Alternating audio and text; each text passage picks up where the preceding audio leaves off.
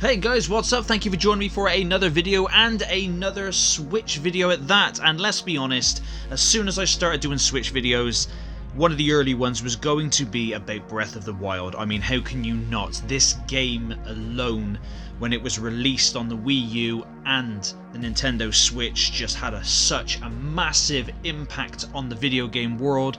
And let's face it, it's a masterclass in video game design, and I just wanted to make a short video just explaining my experience with the game and why I believe it is one of the best games ever made. I know that question's already been put forward and answered by many people before, but not from me. So, The Legend of Zelda Breath of the Wild reinvented the franchise, taking it back to almost the very first game, where it kind of spat you out into Hyrule and said, "Go on son, knock yourself out."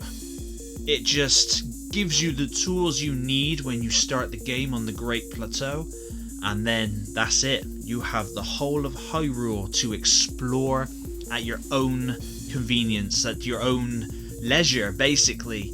There are obviously all the different shrine puzzles, over 100 different shrine puzzles that will then give you the tokens that you need to be able to increase your heart containers or your stamina bar.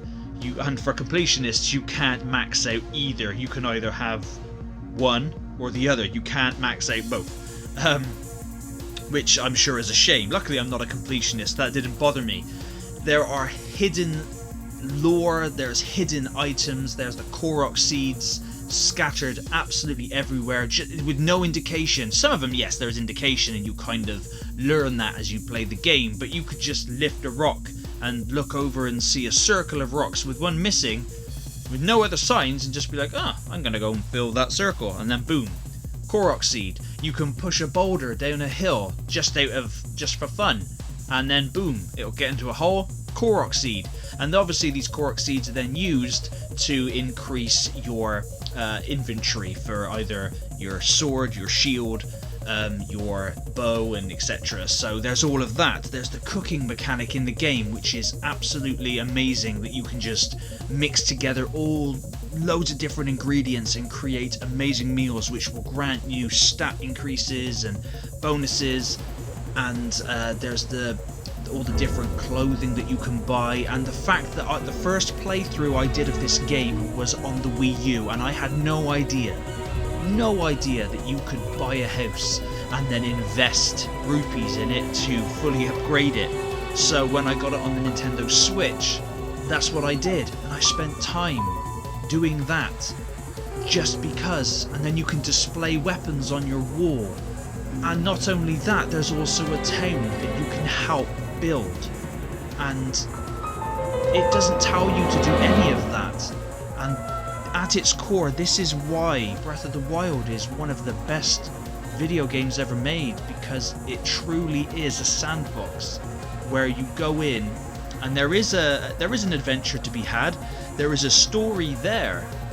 Alright, maybe Breath of the Wild is not as story driven as a lot of the other Zelda games, but that doesn't take anything away from this game. This game just has stuff. It has stuff everywhere. There's animals to hunt for meat, there's side quests, loads. I think there's like 90 odd, I think there were maybe more side quests. There's of course the added on DLCs, there's the crossovers, there's even like dragons that will appear and just float around and then disappear again, that you can attack to get items off of if you want to. There's a camera mode that can just be, just take pictures of the beautiful vistas within this game.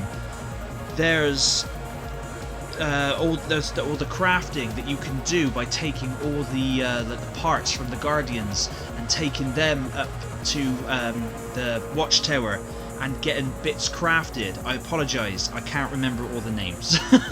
I haven't actually played this game in a couple of weeks, but that's deliberate, because once I start playing this game again, that's it. I play it. When I get back into Breath of the Wild, I really play it. I just play it all the time, and I'm constantly in awe at the game. Every time I pick it up, I find something new, and that again, is just why the way the game plays with the physics, the way it has the player have to think outside of the box to be able to complete some of the shrines or some of the puzzles just out there in the outer world. The fact that you can use these different abilities like magnesis to obviously for anything that's metal that you can move, you can create ice pillars, you can lock enemies in state or items in stasis and hit them to build up kinetic energy to launch them flying. You have the glider, so you can always glide down, providing you obviously have enough stamina. There's just hidden bosses everywhere. There's chests hidden everywhere with stuff in. The breakable weapons doesn't bother me, and that's a mechanic that I actually don't mind in the game.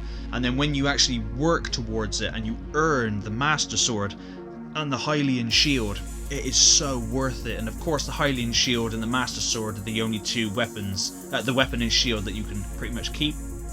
The Hylian Shield you just buy back, and the Master Sword just goes on hiatus for 10 real life minutes, and then it's back up and running again.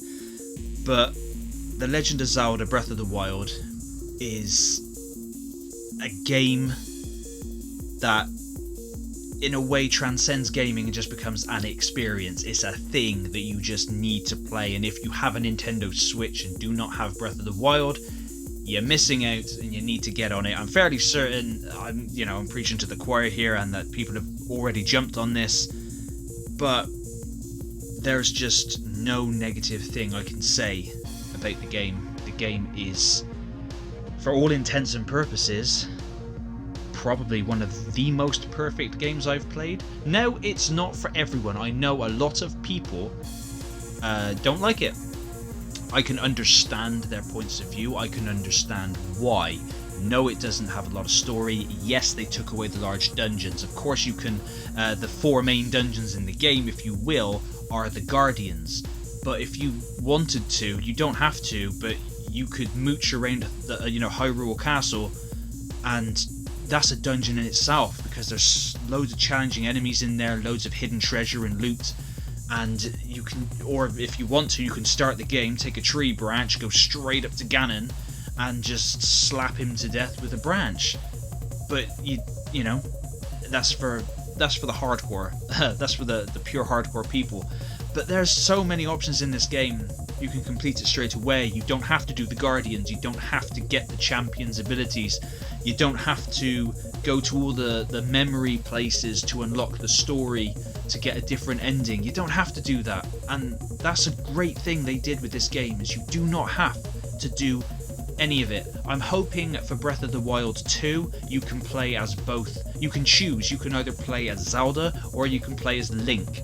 Now, I do not mind whatsoever if they have Breath of the Wild 2 where you only play as Zelda. I really don't mind, because I grew up, I was born in the 80s, I grew up through the 90s, I played the Tomb Raiders. I have no beef playing as a woman, absolutely not. However, Link is kind of synonymous with the Legend of Zelda franchise, and I don't think they should leave him out. I heard whispers on the grapevine that it might just be Zelda, but if that's the case, great. I think they should provide you with the option, like Pokemon started to do, where you can choose to be boy or girl. I think that would be great. But I'm hoping that Breath of the Wild 2 is just as good and hopefully better than Breath of the Wild, because it's just a game that I think I will never get bored of, and one that I will constantly be addicted to. But anyway, guys, please let me know what you think down in the comments about Breath of the Wild. Have you played it? I'm fairly certain you probably have. If not, will you give it a go? What was your experience with the game? And yeah, please like the video if you like it. Please dislike it if you dislike it. Don't forget to slap that subscribe button to follow me for more content if you'd like to, and be entered into future giveaways. And yeah, thank you again, and until next time.